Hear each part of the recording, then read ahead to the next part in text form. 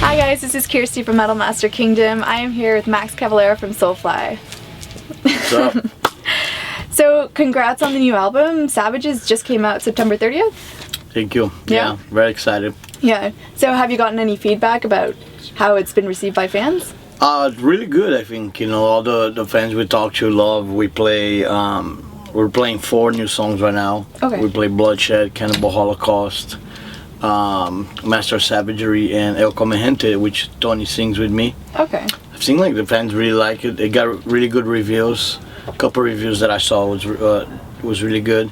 It debuted on Billboard number 84, which is really killer. Yeah. Really good charts position in Europe. I think top 20s in you know, Germany and France and stuff like that. Yeah. So That's good. in this day and age that nobody buys CDs, you know, a lot of people got it for free, of course. You know, I heard like the first hour, 10,000 people got the record for free and Just downloading. Just download it. Oh, man. Stop downloading, motherfuckers. Well, hopefully they'll come to concerts and like buy, I don't know, Yeah, merchandise, buy t-shirt, tickets. man. Fucking keep us alive.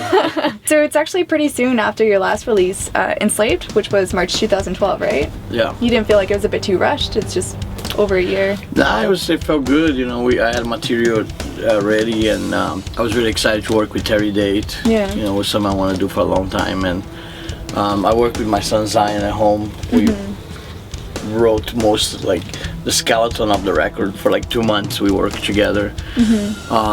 That's to me don't feel really quick. Don't feel that fast between the records.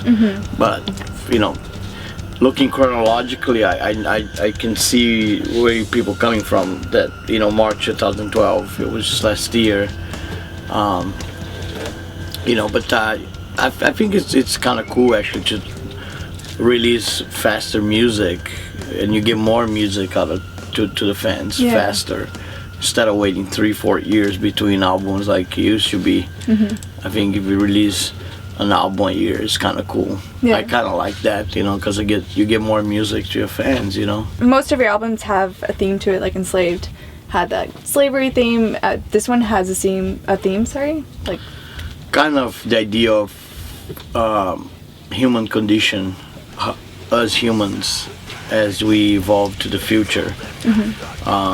With internet, mission to Mars, and all this stuff. Okay. At the same time, we're still killing each other, decapitating heads in Mexican drug cartels, and blowing up marathons, and, you know, chemical gassing people in Syria.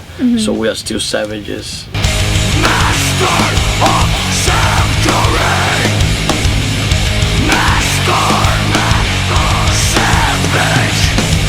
one of the songs that really popped out to me was Cannibal Holocaust. I think it's safe to say that it was based on the 1980s movie Cannibal Holocaust. Right. Yeah. Why pick that theme? It fits into Savages, but why that specific? I always liked that name. Cannibal Holocaust. I even thought it'd be a cool name for a band, but that's Cannibal Corpse, of course. Yeah, fair enough. But you know, I like the words, and I like the movie, and it relates. It's kind of like there's 2 songs on the album that talks about cannibalism a little bit, Cannibal Holocaust and El Comegente. So it fits the Savages vibe. So I thought it was cool to include songs that are influenced by movies. Ayatollah Rock and Roll also, it's from Mad Max, and you know, it's kind of cool to get ideas from other places, not just the obvious places, but go to different sources to get inspiration. This is the first album you released with Nuclear Blast, as opposed to Roadrunner Records. Yeah. Why the sudden change after all these years? Well, our contract was up. Okay. We finished our contract with Roadrunner, and it gave us the option to renegotiate or go to a new label, and we felt it was a good time to try a new label. You know, Nuclear Blast was really into signing us. Those 5 labels actually fighting to sign Soulfly, and I met with all of them, and they were all really cool.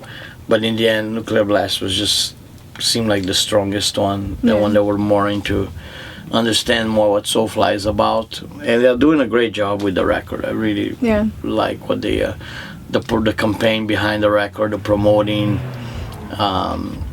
the stuff they put out, like the digipack looks beautiful. The vinyl open up, it's white vinyl. I love labels that still do that stuff for the fans. So your son, Zion, he's drummer now for Soulfly. Was that a decision that you knew was going to come around, or was it just a spur of the moment thing? Well, kind of saw it coming. He toured with us in South America and did really good. The band really liked him, especially Mark and Tony was really impressed with him. He brought a lot of youth and energy to the band, you know. And when it came time to make the record, he came up to me and said, "Give me a shot to be the drummer of your new record. I really think I can do it." And I gave him a chance and tried the riffs with him. It sounded really good, and it worked out good, you know. And to me, it's not that different. I play with my brother for my whole life in Sepultura, you know, so it's always been a family kind of connection. So having my son behind the drum kit is not that different from my brother. Actually, they play very similar. They hit very hard, and so it's cool. I'm excited for him. He's only 20 years old. But he's doing great, you know. He's really playing really good, and a lot of people that come to see the shows get really impressed by his playing and how the show is. And hopefully we can learn some other songs. We can add some more songs to the set. I want to learn some different stuff, like maybe like stuff from the first record, like No and Fire and Blood, Fire, War, Hate. Hopefully we can learn a couple of those to add to the set in the future. I'm sure fans would love that. Yeah. Since you're touring with your wife, Gloria Cavalera, and your son, do you ever feel like it gets kind of tight in here, too much family? Nah, I'm used to, you know. It's always being like that. Yeah. We kind of learn how to you know, be civil to each other and not kill each other. You know, when you're sick of somebody, you just go for a walk or something. Everybody get their distance, and we actually, you know, work together really good. We have a system that works, you know. Gloria doesn't tell me how to play my songs, and I don't tell her how to manage a band, you know. So we know our jobs. Yeah. So nobody's micromanaging anybody. Right. Yeah. Okay. Gloria also has a blog up on the internet that kind of tells stories about her past. She posts, I don't know, maybe a couple times a month. Most of those stories do revolve around Sepultura and Soulfly, and you especially. Do you ever feel uncomfortable with fans knowing details about your life? No, I like it. Yeah? I think it's cool. Yeah. It's a great it's a great promotion also, you know, because it promotes the bands, and, you know, she promotes a lot of stuff that involve, like my book and the Soulfly CD that's coming out. Yeah. And I think I like her writing. I think it's really cool, really catchy. I always told her that.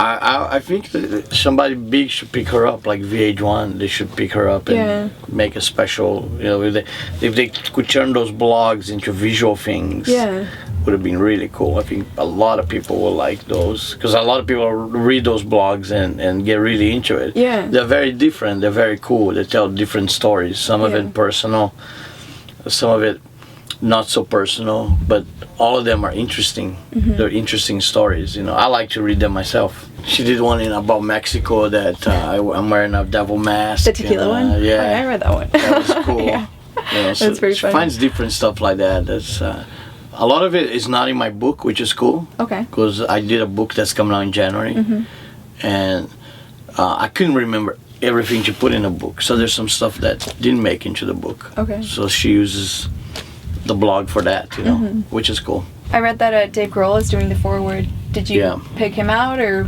I did. Yeah. I did. It was my choice, and he's just such a big name in music. You know, he's a huge star, and he loves metal and loves Sepultura, and I just thought he'd be really killer, and I knew he was gonna come up with something cool, and he did. Yeah. You read it already? Yeah. Yeah. It's really great.